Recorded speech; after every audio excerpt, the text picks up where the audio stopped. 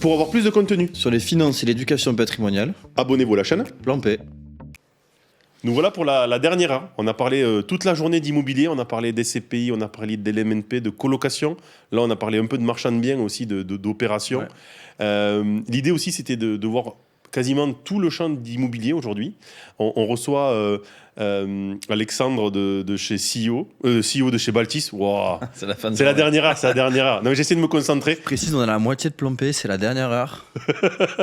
Il reste 3 jours. Un peu d'indulgence, quoi. Ouais. Un peu. Alors, à partir de demain, il n'y aura plus de nom, il n'y aura plus de prénom, il n'y aura plus de société. Moi, je vous préviens, on va recevoir des gens. Bonjour mais Alexandre, du coup. Salut à tous les deux. Alexandre Toussaint de chez Baltis qui va nous parler ce soir d'un sujet, je pense que les gens connaissent peu. L'immobilier fractionné et les club deals. Et dans l'idée, le but, c'était vraiment d'amener du contenu aux gens pour, j'espère en tout cas, quand je t'ai remercié en me disant merci d'être venu, tu m'as dit c'est cool d'avoir une initiative comme ça, c'était d'amener de la pédagogie aux gens et faire en sorte qu'ils ouvrent le champ des possibles, ils ouvrent le champ de leurs connaissances et de leurs compétences. Et je pense que cette heure, c'est une heure un peu particulière parce que c'est un sujet que peut-être ils n'ont jamais entendu. Eh ben, écoute, je suis ravi de t'en parler, de vous en parler, parce que c'est vrai que c'est un sujet dont on entend parler quand même de plus en plus, Oui. parce qu'on le voit quand même, surtout l'immobilier fractionné. Alors c'est un terme un peu marketing, hein, pour être assez clair, mais on le voit de plus en plus. Les club deals, les gens ont souvent une notion un peu inaccessible, en tout cas. Ce qu'on appelle le retail, où les particuliers se disent ok, c'est pas pour moi, j'ai pas accès, et qui finalement le fait que des plateformes s'y intéressent depuis quelques années fait qu'en fait maintenant c'est accessible à tout le monde. C'est vrai. On a une dizaine, peut-être même une quinzaine de plateformes aujourd'hui en France, avec des tickets d'entrée qui baissent chaque année. Moi, tout au départ, chez Baltis, quand j'ai créé ça en 2016, on avait un ticket d'entrée à 5 000 euros. On l'a baissé à 1 000 euros il y a 2 ans. On l'a baissé cette année à 100 euros, enfin l'année dernière à 100 euros. Donc, on estime que maintenant que tous les deals qu'on fait dans l'immobilier fractionné et les club deals qu'on propose sur Baltis sont accessibles à partir de 100 euros. Donc, on estime accessible à partir de Pas tout. accessible, quoi. Ouais. Donc, je t'ai fait un truc hyper pédagogique. On va voir quel est le fonctionnement de l'immobilier fractionné. Ok. La définition, le montage, la fiscalité, comment ça fonctionne. Le club deal, un peu Ok. même chose, comment ça fonctionne. Et ensuite, un peu le match pour les comparer, parce que Super. t'as dû le voir, vous avez dû le voir toute la journée. Il y a plein de choses qui existent, c'est souvent complémentaire, c'est très difficile de les comparer parce que souvent ils ne sont pas comparables. Et j'ai l'impression que tous les produits d'immobilier font partie d'une stratégie d'investissement globale. Et il faut avoir un peu d'immobilier fractionné, il faut avoir aussi un peu de club deal, il faut avoir un peu des CPI, il faut avoir du direct. Donc ça fait partie d'une allocation globale d'immobilier. Donc on fait un peu le match à la fin pour les comparer de manière assez pragmatique. Nous, on se permettra de te poser des questions si pour le moment Ouais, bien sûr. il y a des points qu'on voudrait éclaircir. Il faut se dire qu'aujourd'hui, peut-être les gens qui nous regardent, tu as un peu de pro, d'intermédiaires, de CGP peut-être même de banquiers ou d'intermédiaires au sens global. Comptable aussi, peut-être. Ouais, qui pourraient en proposer. Tu as des particuliers, certains qui sont aguerris, et d'autres qui, je pense, franchiront le cap peut-être la semaine prochaine en se disant j'ai vu des éléments, j'ai vu un premier niveau, donc il faut se dire qu'on ne rentre pas dans un niveau d'expertise. Ouais, bien sûr. Tu vois, par exemple, les ETF, on en a parlé, mais on n'est pas rentré dans tout ce qu'on pouvait échanger. Et du coup, peut-être que par moment, il y a des acronymes, des choses où on te dira, voilà, si tu peux juste nous expliquer ce que c'est ou ta vision des choses. Yes, n'hésitez pas, avec plaisir. Juste pour introduire, j'en ai parlé un petit peu. Donc, Baltis, donc moi, c'est une plateforme que j'ai créée il y a 10 ans maintenant, qui fête ses 10 ans en avril. Donc là, on est pile sur les 10 ans. Baltis, c'est une plateforme donc, de financement participatif. Okay. Donc, tu parlais des particuliers qui peuvent se reconnaître. Donc, on est accessible maintenant, comme je disais, à partir de 100 euros. On propose différents projets sur la plateforme, des projets d'immobilier, donc de financement, qu'on appelle aussi crowdfunding, où on finance des marchands de biens, typiquement comme Florent qui est passé sur WIM, on travaille avec lui. Donc, on finance des marchands de biens qui ont des besoins de fonds propres sur des durées assez courtes. Et on va voir que le sujet assez court est important. Des startups, donc on rentre au capital de startups dans plein de secteurs, sur le spatial, la santé, le sport, l'énergie, beaucoup de secteurs. Et on a lancé une offre d'immobilier fractionné assez récemment, il y a 2 ans, qu'on a appelé Puzzle. Et en fait, on a imaginé ce mot puzzle, justement, où on prend un actif, on le fractionne en plein de petites pièces du puzzle, on achète un petit bout du puzzle, et donc on achète, tu vas voir, pas mal d'immobilier. Et on a un actionnaire qui est le groupe Magellim au capital. Le groupe Magellim, c'est un peu plus de 5 milliards d'actifs sous gestion dans l'immobilier, le private equity et les infrastructures. On a financé un peu plus de 110 millions d'euros depuis 10 ans, ce qui fait 200 projets financés quasiment. Il y en a une petite quinzaine de personnes à Paris. Et on est bien sûr encadré par l'AMF parce qu'on fait de l'appel public à l'épargne sur Internet, puisqu'on propose les opérations à tout le monde sur le site. Donc forcément, on est encadré par et Lemonway, c'est ton opérateur de Lemonway, c'est le prestataire de services de paiement, effectivement. Donc tous les fonds transitent par Lemonway, jamais par Baltis, en termes de sécurité, mais aussi en termes de KYC, flux financier, c'est Lemonway. Donc ce cadre est bien structuré. Donc le premier, j'ai mis d'abord l'immobilier fractionné. Donc comme son nom l'indique, c'est de l'immobilier qui est derrière. On le fractionne en plein de petites pièces ou en petites parts. Donc le principe, on prend une propriété, donc ça peut être un actif du résidentiel, du bureau, du tertiaire, peu importe l'actif. On le coupe en petites parts et ensuite sous forme d'obligation. Et c'est un point qui est important, ça veut dire que les investisseurs souscrivent à des obligations. J'introduis le sujet, mais du coup ils ne sont pas directement propriétaires, ils ne sont pas actionnaires de la société, ils détiennent des obligations qu'on met ensuite sur la plateforme et libre aux investisseurs de souscrire à ces obligations. D'accord. Le ticket d'entrée à 100 €. Donc on ouvre l'immobilier tertiaire ou même résidentiel, mais beaucoup tertiaire, tu vas voir, à partir de 100 €. Et ensuite, l'investissement est 100% clé en main. La gestion, les travaux, la compta, tout est clé en main. Et ensuite, on partage la valeur. Donc on partage les loyers chaque mois. Et en cas de plus-value à la fin, on partage la plus-value. Ça ressemble beaucoup à un club deal sur le papier, mais il y a quelques petites spécificités. Donc la plateforme sélectionne un bien immobilier qu'elle estime en fonction de sa localisation, de son rendement, de sa typologie. Les investisseurs souscrivent à des parts. La plateforme ou un partenaire s'occupe de la gestion et de la distribution. On est d'accord que sur un... Ah, mais non, peut-être... Voilà. Oui, d'accord, ok. Donc tu as une SAS qui émet des obligations. L'investisseur souscrit à des obligations. La SAS achète le bien immobilier, l'appartement, le bureau, le restaurant, peu importe.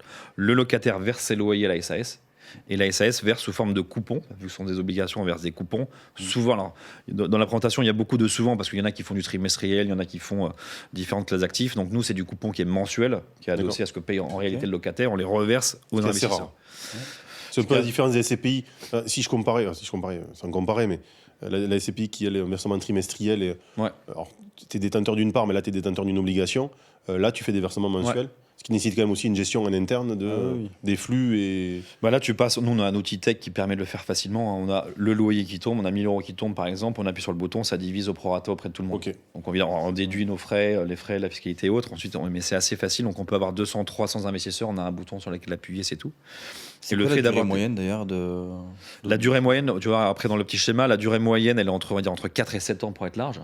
Donc c'est là où c'est complémentaire aussi par rapport au SCPI. Donc c'est la même stratégie. C'est une stratégie d'investissement long terme, investissement plutôt patrimonial. Tu vois, là, on ne parle pas de travaux, on ne parle pas de création de valeur, on ne parle pas d'éviction de locataires. Gestion de loyer. Là, on achète un actif qui est souvent déjà loué. Donc on connaît le loyer. On le verse tous les mois. Dans 5, 6 ans, 7 ans, on revend l'actif. S'il y a plus-value, on partage. S'il n'y a pas de plus-value, on récupère ce qu'on a mis. Et s'il y a une moins-value ? S'il y a une moins-value, on récupère le fruit de la vente. Donc on a fait des obligations à taux variable. Donc le taux variable dépend de deux choses. Le montant des loyers. Donc si ton loyer est indexé chaque année, le coupon sera aussi lui indexé chaque année. Et à la fin, effectivement, s'il y a plus-value, tu es indexé à la hausse. S'il y a moins-value, tu es indexé à la baisse. Sachant que s'il y a potentiellement moins-value, tu peux aussi ne pas vendre et décaler. T'es pas celui qui décide, c'est parce que les gens ne sont pas, comme tu disais, actionnaires de la société. C'est vous, Baltis, qui décidez ? Non, en fait, on a fait on a organisé du coup la gouvernance et la démocratie, on va dire, dans l'opération, comme s'ils étaient actionnaires en fait. Il y a des droits de vote sur les décisions structurantes, le changement de locataire, s'il y a des travaux à faire, s'il y a une vente. C'est souvent la majorité. C'est plutôt un côté bon élève en se disant, je veux les impliquer dans le projet et pas être seul à décider. En fait, c'est même des garde-fous. Ça veut dire que c'est eux qui décident. Nous, on propose et eux, ils disposent. Donc, on est évidemment là pour les conseiller parce qu'ils savent pas forcément si c'est opportun de vendre ou de pas vendre. Donc, nous, on est plutôt à leur dire, on pense que c'est le moment de vendre. Est-ce que vous êtes OK pour qu'on mette en vente ? Ils votent oui, par exemple. On met en vente et le jour où on a une offre, on les ressollicite. Voilà, on a une offre à tel prix et la cascade. Voilà le waterfall. Voilà ce que vous touchez net à la fin. Est-ce que vous voulez vendre ou pas vendre ? Donc, on les sollicite pour les et depuis décisions. 10 ans, tu as du track record. Tu as des événements un petit peu. Sur les 10 dernières années, je ne sais pas si on devait parler d'une OP qui te tient à cœur ou en tout cas où tu es. Une OP que tu as en tête où tu te dis c'est celle qui m'a marqué un peu. La première, je vais te dire, elle m'a marqué pour 2 raisons. La première, c'était la première en 2016. On l'a acheté en avril 2016, donc il y a 10 ans. C'était une poissonnerie à Lille. Donc on a acheté les murs de la poissonnerie, donc il y avait déjà un poissonnier qui était dedans. C'était la poissonnerie dans laquelle j'allais quand j'étais petit. Donc mes parents dans cette poissonnerie. Donc vraiment c'est. Je t'avoue, j'ai lancé Baltis, j'ai trouvé ces poissonneries, j'ai fait OK en fait. C'est un clin d'œil du destin, c'est sûr, faut qu'on achète ça. D'accord. Donc on a acheté 200 000 €. C'est l'enveloppe globale de 100 000 €, donc l'acquisition des murs et les frais d'acquisition. On l'a acheté donc en 2016, on l'a revendu en 2022, donc tu vois 6 ans, donc ce qui était conforme. Pendant toute la durée, les loyers étaient reversés tous les mois. Et de mémoire, on l'a revendu 223 000 €. Donc on a payé un peu d'IS bien sûr, et donc on a reversé le delta aux investisseurs. D'accord. Et donc ça c'est typiquement, tu vois, l'immobilier commercial, on en fait beaucoup parce qu'on estime que les investisseurs sont quand même souvent assez exposés résidentiels par nature avec leur résidence principale. par réflexe, avec le locatif, on pense tout de suite à un T2 à Bordeaux pour un étudiant. On se dit pas, tiens, je vais acheter une poissonnerie, une boulangerie ou une crèche, quoi. C'est peut-être pas le premier. C'est pas le réflexe qu'on a. Ouais, c'est sûr. C'est un marché un peu plus opaque aussi. Tu trouves pas facilement une boulangerie à vendre. Et donc on s'est dit, on va amener de l'immobilier commercial dans les portefeuilles, dans le patrimoine des investisseurs, en leur ouvrant une porte d'une classe d'actifs qui a plein de qualités, notamment la stabilité des locataires. Tu vois, le poissonnier, il est là pendant 10 ans. Le fait qu'il paye plus facilement parce que c'est son métier. Le bail n'est pas le même non plus. Le bail est tu très les charges, la taxe protecteur. foncière, normalement, des choses comme ça. Donc à loyer équivalent, effectivement, comme tu refactures taxe foncière, charge de copro, assurance, tu as un petit point de rendement en plus. Et donc on a fait des poissonneries, des pharmacies, des crèches, des restaurants, la Poste, Banque Populaire, enfin plein de commerces de proximité, un peu partout en France. Il y en a toujours aujourd'hui, c'est un truc que vous avez encore plus développé ou pas? Ouais, alors on a un tout petit peu ralenti on va dire ces 18 derniers mois parce que un peu plus dur, donc on a ralenti le rythme et on a surtout avancé sur une nouvelle classe d'actifs qui va peut-être vous parler, qui s'appelle Atome. Qu'on a structuré avec Thierry Vignal, donc ex-fondateur de Mastéos. L'optimisation des chambres en rez-de-jardin. Exactement. Donc c'est les petites donc les micro-surfaces. 8-9 mètres carrés. C'est 9 minimum. Réglementairement, c'est 9 minimum pour pouvoir le louer. Donc c'est entre 9 et 15 mètres carrés. Je pense que la moyenne est plutôt à 10. Donc là, c'est plutôt du résidentiel parisien, mais c'est loué ensuite avec des baux civils de 3 ans. Et donc lui, ce qu'on a fait, c'est qu'on a créé une SAS de manière assez simple, qui émet des obligations. Les investisseurs souscrivent à des obligations, tu vas l'avoir juste après. Et ensuite, on achète une micro-surface à Paris. On restructure de manière assez importante. C'est un peu les surfaces mortes, quoi. C'est des surfaces qui sont très dures à optimiser et surtout à exploiter parce que les gens ne savent pas rentrer tout ce qu'il faut dans un appartement d'un 9 mètres carrés. Mais il est passé sur Legend Business. Ouais. Où il montre vraiment la première surface, alors super optimisée. Là, tu vas voir justement, là, c'est une photo effectivement où il est avec Guillaume Play dans les gens. Donc, bon, tout le monde était bien serré. Tout le monde était bien serré dans le sud. C'est un 9,03 mètres carrés. Après, là, c'est vraiment luxe. Parce que... en fait, c'est d'en faire des hôtels de luxe dans 9 mètres carrés. Ils ont travaillé avec un archi spécialiste du micro-surface, donc tout ce qu'ils font, l'Orient Express, les yachts ou les micro-surfaces, pour travailler un peu la verticalité. Tu vois la photo à gauche, ils ont mis la machine à laver le linge sous le lit, donc ils ont mis le lit un peu plus haut, comme ça ils le fourrent sous le lit. Et dans 9 mètres carrés, il rentre la machine à linge, vaisselle, le rétroprojecteur, les toilettes, évidemment, la douche, le lit 160. La réno était folle. Moi, je me souviens de la vidéo. Et avec des miroirs partout pour agrandir. Donc c'est vraiment très bien fait. On en a acheté une douzaine aujourd'hui sur Paris. On essaie d'avoir un rythme maintenant quasiment un par semaine. D'accord. Oui. Et donc ça, je reviens juste en arrière sur le... Donc ça, c'est voilà à quoi ça ressemble un peu avant-après. Donc c'est vraiment c'est pas forcément des chambres de bonne. Tu as des surfaces au troisième, au deuxième, au premier. C'est juste que c'est inoccupé, un peu à l'abandon. Parce que personne ne sait vraiment quoi en faire. Donc ils ne sont pas rattachés à des appartements, c'est vraiment... non, c'est un peu des verrues souvent dans les immeubles. Ça. Personne ne sait quoi en faire. Tu les achètes avec des grosses décotes à 6-7 000 euros du mètre dans le 8e, le 9e, parce qu'il y a moins de demandes. Donc forcément, le prix baisse un peu. Et donc on a créé une SAS qui achète tous les... Atome, du coup, et tous les mois verse des loyers à la SAS qui les reverse en coupon mensuel à tous les investisseurs. D'accord. Donc on a diversifié après le commerce vers les micro-logements parisiens parce qu'on estime que c'était une niche aussi et qu'on pouvait du coup créer un peu de valeur aussi avec ça, quoi.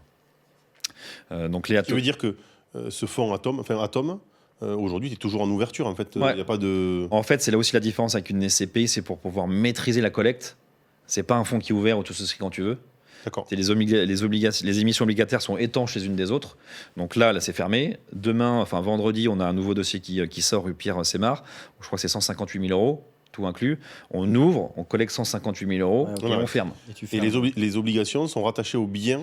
Et ensuite, donc c'est étanche et les obligataires ont une garantie hypothécaire sur le bien financé. D'accord. Et uniquement sur le bien financé. Donc tout est bien étanche. Okay. Ils touchent les loyers de ce micro-logement-là et pas de celui d'à côté, quoi.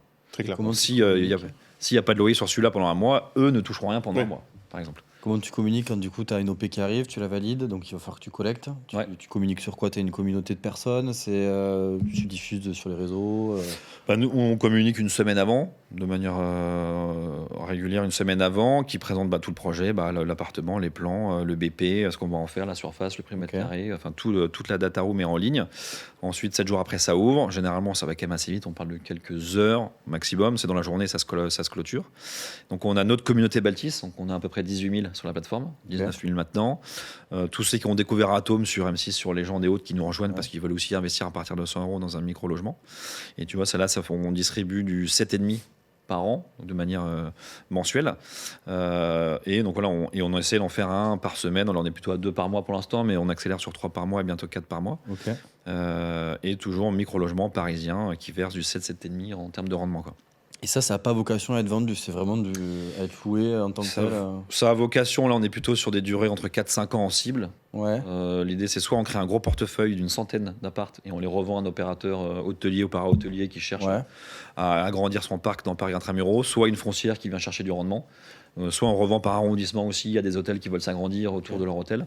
Donc ce sera quand même gestion opportuniste, comme le Club Deal est un peu opportuniste là aussi. Mais là on vient chercher du loyer. Et on verra en fonction de l'opportunité. Vous verrez ce que vous faites 4-5 ans. fin, Tout à fait.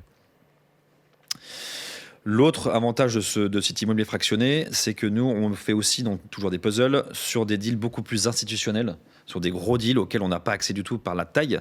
Là, par exemple, on a financé une opération à Chambéry, où c'est les halles commerciales en plein centre de Chambéry qui sont louées à Decathlon, à Monoprix, à Pathé, donc un énorme actif. Évidemment, avec 100 €, même si on réunissait plein de personnes, on n'aurait jamais eu accès à ce deal-là. Tu vois, c'est un deal à quasiment 30 millions d'euros.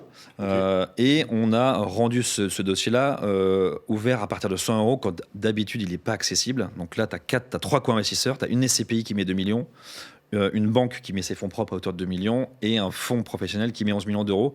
Et là, on a négocié une petite enveloppe Baltis pour un puzzle de 2 millions d'euros. Dans le but de collecter pour ce projet-là. Il y a des banques qui financent en financement bancaire classique, en dette in fine, ce qui nous permet quand même de faire du coupon mensuel. Et donc ça, c'est de rendre accessible un deal institutionnel, donc de qualité institutionnelle, par sa nature. Donc ça, c'est pas plutôt ces types de montages-là en général, c'est plutôt le montage qu'on verra après, peut-être, les clubs. Et sauf que là, on le fait en long terme. Parce que là, l'idée, c'est de détenir les halles de Chambéry pendant un petit moment. Mais à partir de 100 €, c'était inimaginable. Et quand on en parlait aux autres en disant qu'il y a des investisseurs à 100 € qui vont rentrer, ils devaient ouvrir les yeux. Pourquoi Non, en fait, on reste un peu entre nous. Et on dit, vous inquiétez pas, on crée une SAS, c'est invisible pour vous. Et du coup, ça veut dire qu'on arrive à collecter et à des clients particuliers à 100 € et à des clients professionnels à partir de 100 000 dans les fonds pro, et à des instituts qui mettent 2 millions, quoi. Donc finalement, tout le monde rentre par un peu dans une fusée, chacun son étage. Mais ce qui est bien, c'est de démocratiser en ouvrant une enveloppe, en ayant. Exactement. Après, je ne sais pas qui a trouvé l'opération, mais si c'est vous qui avez trouvé l'OP ou pas, de pouvoir soit rentrer dedans parce que vous êtes appelé par d'autres, soit proposer à d'autres, arriver à faire venir quelqu'un qui est SCPI, un institut qui met 2 millions, ça commence à être du challenge aussi. Souvent, ça, c'est des deals qui sont gérés par des sociétés de gestion. Forcément, donc là, c'est le groupe Magellan qui est derrière, donc société de gestion, qui a structuré le deal et avec qui j'ai négocié une petite poche, moi, pour la mettre sur Baltis pour nos investisseurs. Donc ça permet, l'immobilier fractionné, aussi de rentrer dans des deals de qualité instit qui sont gérés par des sociétés de gestion, donc avec un niveau d'exigence encore plus fort que ce qu'on avait. Et à partir avec 100 €, tu es associé avec une banque et une SCPI, quoi. Et donc ça, c'est une des forces aussi de cette offre-là, c'est qu'elle s'insère aussi dans des dossiers.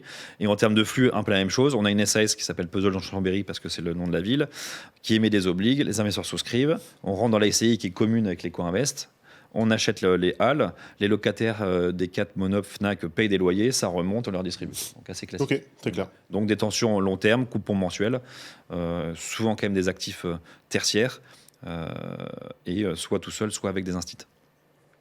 Donc tu as compris le deal plutôt patrimonial, long terme, mensuel, du locatif en gros à plusieurs. On est tous autour du même bateau. Si ça monte, c'est bon pour tout le monde. Si ça descend, malheureusement, c'est un peu moins bon. Et je touche une partie des loyers mensuellement comme si jamais j'avais le bien direct. Exactement. Sauf que tu n'es pas tout seul et tu n'as rien à faire. Accessibilité du coup. À 100 €.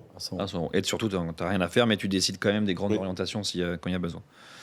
Sur le club deal, encore une fois, alors c'est ma définition du club deal, mais tout le monde utilise ce mot-là parce que ça sonne bien et qu'on voit bien que tu as le côté le club d'investisseurs restreints qui accèdent à un deal ensemble. Moi, ma définition du club deal, c'est des actifs un peu premium, un peu ce qu'on peut voir là sur Chambéry. Donc, c'est des centres commerciaux, des hôtels, des immeubles, des entrepôts, des parcs d'activités.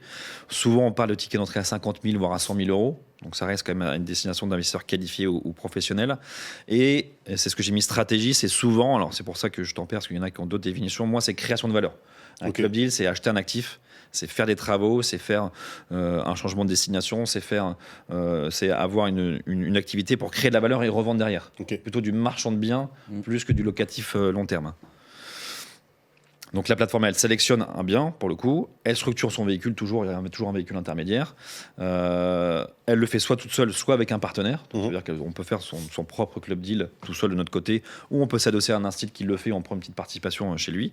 Et ensuite, on se partage la performance à la fin, donc quand on revend. Donc la performance, elle est à la revente à la fin, quand on revend dans 2, 3, 4, dans 3, 4 ans en fonction du deal. Donc là, on parle plutôt de TRI à la fin, un TRI entre 9 et 15 pour être assez large. Et ce 9 et 15, il inclut forcément la valeur qui a été créée par les travaux et l'effet de levier de la banque, parce qu'il y a souvent une banque qui rentre. Donc tu as deux effets de levier. Là, il n'y a pas de coupon tous les mois, il n'y a pas de locataire, parce que c'est des Tu mets du capital. Voilà, on met du capital, on fait les travaux et on revendra, quoi. Un exemple de deal qu'on a fait sur Baltis à Bordeaux. Donc là, on s'est associé avec un professionnel, un marchand de biens bordelais, qui a acheté, parce que l'opération est en cours, un ensemble immobilier qui est loué aujourd'hui à Burger King en plein centre de Bordeaux. Et j'ai plus le chiffre exact en tête. Un 5, 3, on va dire, tu as un peu plus de 5 millions d'euros au total. Donc, il a fait appel à un crédit bancaire à hauteur de 3 millions d'euros. Lui met 120 000 euros. Et donc, il avait besoin d'1,5 million. Donc, nous, on a créé une SAS. On a fait rentrer les investisseurs en action. D'accord. Ils sont devenus actionnaires de notre SAS, qui est rentré en action dans Bordeaux-Montesquieu, la SAS. Donc, on est devenu associé à ses côtés. Donc, là, on a un pacte et une gouvernance qui est bien organisée avec les fonds propres de l'opérateur. Là, lui, il s'occupe de tout. Il s'occupe des évictions, des renégociations avec Burger King, des travaux. Il s'occupera ensuite de la revente. Et dans 18 mois, il revend l'actif. Et là, on se partage le fruit de la vente. Donc là, c'est club deal, création de valeur, plutôt marchand de biens, avec un associé, en action. Et on est intéressé, encore une fois, à la hausse et à la baisse en fonction de la performance à la fin. Et une fois que c'est vendu, faites quoi? Vous liquidez la SAS? Ouais, on liquide la SAS, c'est ce qu'il y a de plus simple. L'AMF aussi préfère qu'on nettoie la SAS ou qu'on en recrée une. Donc ils ont des numéros, nous on les appelle des SAS explorateurs. On explore une nouvelle voie d'investissement, 1, 2, 3, 4, 5, 6, 7, 8, donc des numéros derrière. Donc c'est le même fonctionnement, capital à 1 000 euros, assez simple. On en a toujours pas mal d'avance. Et peut-être pour faire le parallèle, peut-être avec Florent avant, c'est ce que vous faites avec WIM ou pas du tout? Oui, mais lui, il y a plusieurs choses, mais là, on s'associe avec un marchand de biens. Okay. Donc on pourrait le faire avec Florent évidemment sur cette opération. Soit on prête, donc la partie plutôt obligataire, on prête au marchand de biens. Donc là, on est capé en termes de rendement. On a une obli qui est à 10, à 11 ou à 12%, donc on a 12%, c'est contractuel. Quand on est en action, l'avantage c'est qu'on n'est pas plafonné en termes de performance. Comme on est associé, on prend les risques aussi, c'est important. S'il y a plus de valeur, on la partage ensemble. Ok. Donc ça, moi, c'est ma définition du club deal, c'est création de valeur plutôt court terme, et seul ou avec quelqu'un. Et là, par exemple, donc là, c'est en cours, vous avez déjà levé les fonds, tout est fermé. Voilà, à titre informatif, le délai entre le moment où tu mets sur ton site l'émission de l'opportunité et au moment où tu boucles le SPV, c'est quoi le délai? C'est hyper aléatoire, hein, ça va entre 2 minutes et 4 semaines, pour être large. En ce moment, c'est un peu plus long. Moi aussi, la fourchette est là. Ouais, non, parce qu'en fait, on a été très habitués, on comptait en minutes il y a 2 ans. L'année dernière, en 2025, on comptait en heures. Là, on compte plutôt en jours. Donc, on va dire en moyenne, on est plutôt sur 2 semaines de collecte. Pour lever 1,5 million. Pour lever 1,5 million. Mais tu vois, ce dossier-là, on l'a fait en une journée, quoi. Parce que c'était Bordeaux, parce que c'était un opérateur. Vous avez des attentes, vous avez communiqué. Franchement, j'arrive pas à l'expliquer. Il y a des dossiers qui partent très très vite, en quelques minutes, et d'autres en 2, 3, 4 semaines. Mais en gros, on va dire c'est 2 semaines en moyenne pour lever 1,5 million sur un type de projet comme ça. Et on envoie une semaine avant, les investisseurs souscrivent, et ensuite on envoie les fonds, quoi. Donc création de valeur et partage de la valeur.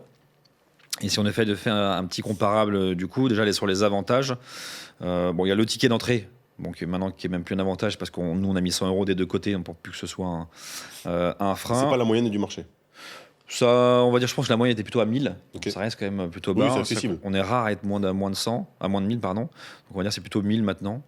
Les actifs d'exception, tu vois, typiquement, là, on voyait un actif loué à Burger King en plein centre de Bordeaux, les halles de Chambéry avec des locataires de premier rang. Donc c'est des deals d'exception auxquels on n'a pas accès évidemment tout seul. La diversification à plusieurs niveaux, soit l'horizon d'investissement plutôt court, quand même, parce que le club deal de 3 ans, le fractionné, peut-être 4-5 ans. Dans l'immobilier, c'est plutôt des cycles courts. On a plutôt normalement une vocation long terme sur l'immobilier. Le contrôle direct, c'est ce qu'on disait sur les décisions à prendre. Oui. Est-ce qu'on voit, est-ce qu'on voit pas? En tout cas, on a la main quand même. C'est commun ça, par exemple, quand tu l'as dit sur la première solution que tu avais, immobilier fractionné, le fait que les gens soient en obligataire, en prêt, mais aussi qu'ils soient dans le pacte d'associés ou dans les organes de direction ou de gouvernance. C'est commun ou c'est vraiment plutôt Baltis qui a mis ça en avant? C'est commun. C'est commun. Après, on a tous notre définition des décisions structurantes. Mais en gros, c'est vraiment travaux, changement de locataire, revente, dividende ou ce qui touche vraiment au deal, quoi. D'accord. La simplicité, dans le sens simplicité de lecture, il y a un deal par opération. Oui. Versus une SCPI où tu as investi une fois, tu as une multitude d'actifs. Nous, tu dois faire ta propre SCPI. Tu fais du picking, tu fais ton propre portefeuille. Mais on a des investisseurs, par exemple, à Lille, qui investissent que dans les deals qui sont à Lille. Parce qu'ils connaissent, ils sont rassurés. Donc, c'est eux qui choisissent. D'accord. Nous, on met sur la plateforme. Après, chacun est libre ou pas d'investir. Les rendements assez élevés, on arrive vite sur des TRI à 2 chiffres sur le club deal. Ok. Sur le fractionné, on est plutôt sur du 5-7 parce qu'on est sur du locatif. Et la mutualisation, là, c'est plutôt le co-investissement avec des partenaires où on n'est pas tout seul sur le deal, ni sur l'analyse, ni sur la gestion. Ok. Et on peut unir nos forces s'il y a besoin. Donc le comparatif stratégie, donc immobilier fractionné, t'es plutôt long terme dans l'approche, locatif long terme. Club deal plutôt moyen terme, voire court terme, 2-3 ans. Le produit, ce qui est important, donc le fractionné obligation. Donc, l'autre action, donc stratégie rendement forcément long terme, création de valeur court terme. La perf on l'a un peu vu, tu as du coupon à 5-7% par an, plus tu prends la perf que tu partages aussi. Club deal, tu n'as que de la perf à la fin de l'opération. L'effet levier bancaire assez rare dans le fractionné, souvent tu achètes cash pour avoir les loyers qui tombent, sinon il faut rembourser la banque. Le club deal fait quand même souvent appel au levier bancaire parce que les banques aiment bien financer ce type d'opération. La fiscalité pour l'investisseur, les obligations sont éligibles au PEA PME, pas au PEA. Donc au PEA PME, tu peux mettre tes obligations dedans et donc tes coupons tombent dans ton PEA PME. Le club deal, comme ce sont des actions, tu es éligible aux deux. Point important, c'est l'IFI. Sur l'immobilier fractionné, donc tu t'exposes quand même à de l'immobilier long terme locatif, mais sans être assujetti à l'IFI parce que ce sont des obligations. Pour ceux qui sont un petit peu au taquet de l'IFI, ça permet de continuer d'investir dans l'immobilier sans alourdir son assiette d'IFI. Et le club deal, ça dépend si effectivement on est en action, si c'est du long terme, sur une obligation, donc j'ai mis oui ou non, parce que c'est vraiment du cas par cas. Et le risque, il se reflète forcément à travers la stratégie. Le fractionné, on va dire, c'est du long terme. Tu achètes un actif existant qui est loué. Donc, j'estime un risque relativement maîtrisé. C'est de l'immobilier classique. Enfin, tu connais l'équation au départ. Le plus gros risque, c'est qu'il y a un vide locatif et que tu as un trou de loyer. Oui, mais sur un mois, après, ça se reloue. Mais surtout sur l'immobilier commercial, tu as un beau 3-6-9, on des portes de sortie tous les 3 ans et souvent 6 mois de préavis. Et le club deal, un peu plus risqué, parce que tu viens chercher de la valeur, il faut que les travaux se passent bien, tu as peut-être des déclarations de travaux, mais parfois même un permis de construire, de la relocation. Donc tu as un peu plus d'aléas, mais c'est là où tu vas chercher aussi un peu plus de valeur, quoi. En résumé, ce qu'on disait tout au début, c'est que les deux sont intéressants à voir. Soit logique création de valeur très court terme, si on a de l'argent à placer sur du court terme, aller chercher un peu de levier, soit de la simplicité, du long terme et de la facilité. On achète une poissonnerie à Lille, on a les loyers tous les mois, on est content. Et parfois, on négocie avec les locataires d'avoir une petite ristourne pour ceux qui investissent et qui vont faire leurs courses dans leur commerce. Et ça marche en plus. Vous achetez des pubs? On a beaucoup de restos. Pourquoi pas? Ouais, on a beaucoup de restos. Des pubs, des bars, non, parce qu'on veut des investissements assez patrimoniaux, pas de problème. Il y a des bars à La Rochelle, hyper patrimoniaux. Alors figure-toi que La Rochelle, c'est la ville où tu as le taux de vacances dans les commerces le plus bas de France depuis. J'ai un très très bon ami, je ne sais pas s'il nous regarde, Jean-François, qui est chez Michel Simon. Peut-être sur les réseaux de vente qui s'occupe de ça, des CHR. Et il me dit, c'est plutôt pas mal. Ouais, le petit port de La Rochelle, il est très très recherché, quoi. Mais... tu vois, si je peux avoir des prix, moi, ça me va. Hein. Faisons une opération plan P à La Rochelle, on achète tous un pub. Et puis, peut-être que ça serait avec grand plaisir. D'ailleurs, tu parles d'opération. Je ne sais pas s'il y a un moment, tu parles des opérations que tu as en ce moment. Est-ce que tu en as à venir? Est-ce qu'on peut en parler déjà? Ouais, on peut en parler. Après, c'est vrai qu'elles vont assez vite en collecte. Donc, il faut plutôt se connecter et voir ce qui passe. Chambéry, on la clôture le 17, donc vendredi. Bordeaux, elle est clôturée. Donc, la prochaine, c'est l'Atome vendredi. Atome Pierre Sémar. Ça, c'est la rue Pierre Sénard, c'est ça? Pierre Sémar. Chambéry, qu'on clôture là en fin de semaine. Prochain dossier d'immobilier fractionnaire, on fait un hôtel à la montagne, à Morzine. D'accord. On co-achète un hôtel là-bas, donc on va s'insérer dans un petit tour de table à côté de BPI et d'un opérateur. Donc BPI, gros acteur. Qui rentre en equity surtout, qui rentre pas en dette. D'accord. Et prochain commerce, pas identifié encore, donc on cherche. Et aujourd'hui, ton réseau... La Rochelle, bien sûr. Mais évidemment.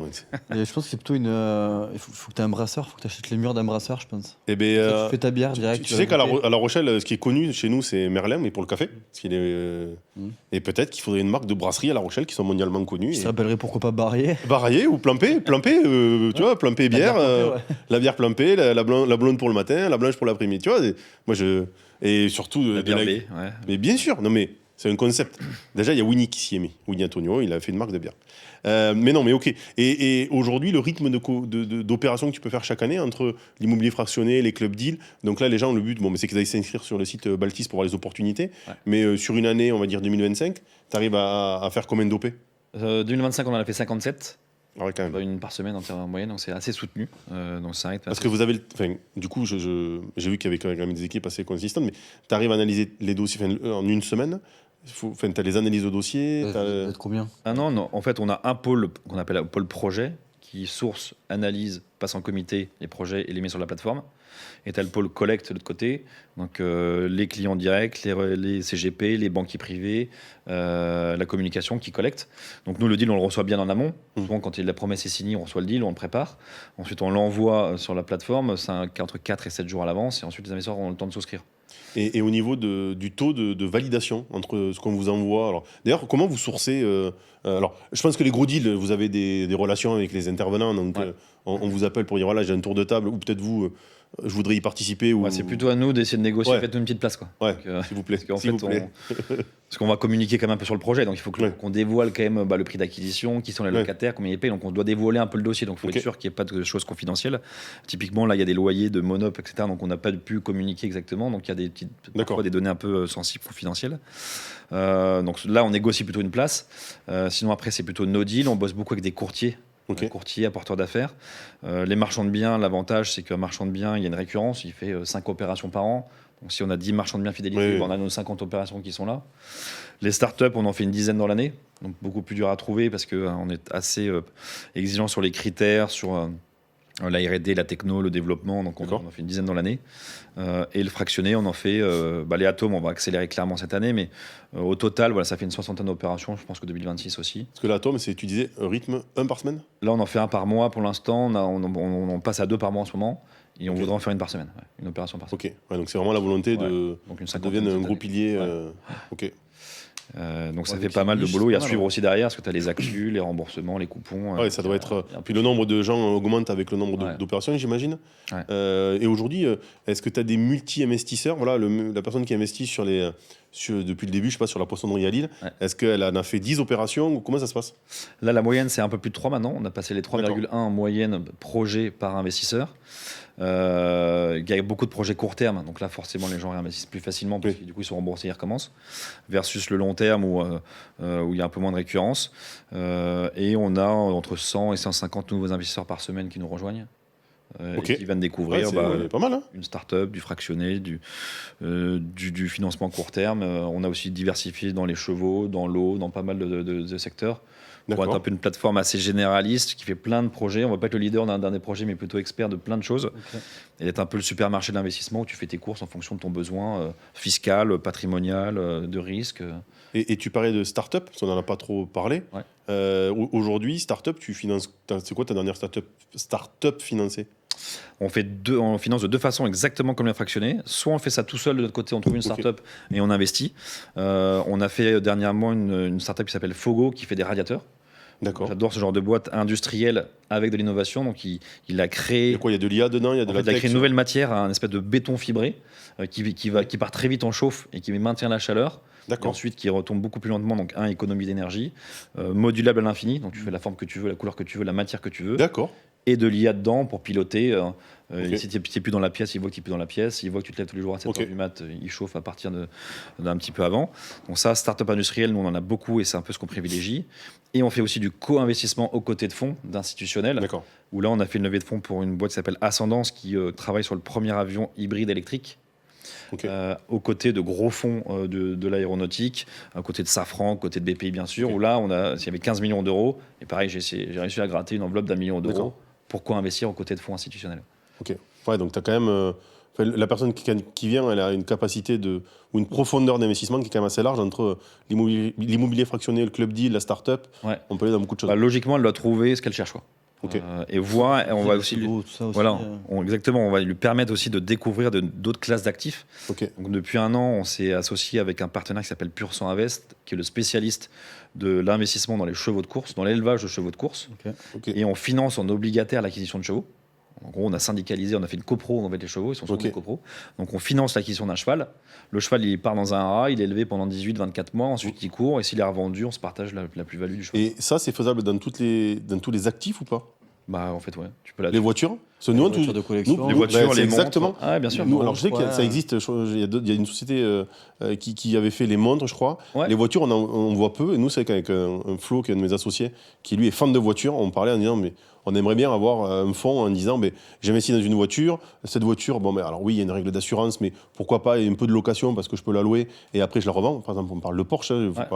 Et de se dire, un fonds voiture, il y a des passionnés qui diraient, allez mettre. Je le ferai. Ça, c'est quelque chose que là, il y a un fonds qui s'appelle HARTAM, qui est le fonds dédié aux actifs de collection. Et dedans, tu as 3 choses, les montres, les voitures et les spiritueux, mais tout dans un fonds. Ouais. Il n'a pas encore fait de feeder en dessous, classe d'actifs par classe d'actifs. Et donc là, tu peux effectivement acheter des Ferrari, des Rolex, ça, c'est quelque chose sur lequel vous allez aller aujourd'hui. On a commencé les chevaux qui, moi, j'estime un actif un peu d'exception. On regarde l'art. Mais pareil, nous on n'est pas des spécialistes, donc on va forcément s'adosser à quelqu'un. Bien sûr. Mais en tout cas, on peut le faire sur toutes les classes d'actifs, soit en action, soit en obligation. Et on n'en a pas parlé, mais peut-être que c'est complètement lunaire et tout, mais le marché des cartes, cartes Pokémon, Magic, Yu-Gi-Oh, enfin tout ça là, il n'y a pas d'investissement, on va dire, un peu comme les crowdfunding, les club deals, ce genre de choses. Là-dessus encore, alors qu'il y a des montants qui sont quand même vachement élevés, il y a pas mal d'argent, il y a de plus en plus d'argent là-dedans. Bah, tout l'enjeu, alors moi à côté j'ai un podcast qui s'appelle Matière à lire, j'ai un épisode prochainement sur les cartes de jeu, donc les cartes Pokémon, donc j'ai pas encore toutes les infos mais dans 2 semaines je les aurai. C'est de trouver quelqu'un qui a l'expertise et qui a une solution aussi pour permettre d'investir dans ces cartes-là. Mais sachant qu'il y a des fluctuations qui sont quand même, je pense, assez importantes. C'est la volatilité, surtout. Ouais, mais en fait, c'est le même principe que du marchand de biens. En fait, il voit une collection de cartes, il regarde celle qui décote un peu, il achète celle-là, il la revend au prix du marché. Donc en fait, tu peux le retrouver sur les Lego même. Surtout en fait. Moi, je pense que je vais me balader chez Nicolas Pajot parce que je pense qu'il y a des cartes Pokémon à trouver. Il faut édition 1 de 1995. À partir de là, ça prend. Non, mais je pense que je vais me balader chez Nicolas. Des boosters fermés par exemple. Ouais, c'est ça, voilà. Non, mais je pense que oui, aujourd'hui sur les collectibles, il y en a plein en fait. Tu as les cartes Pokémon, les chevaux, oui, je trouve que. Alors, il y a une dimension être humain, tu vois. En plus, c'est pas si simple que ça.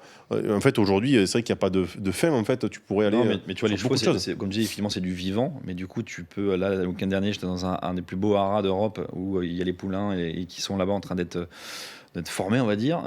Tu vas voir le haras, tu vas aux courses à Longchamp pour les voir courir après, dire ça c'est mon cheval, allez.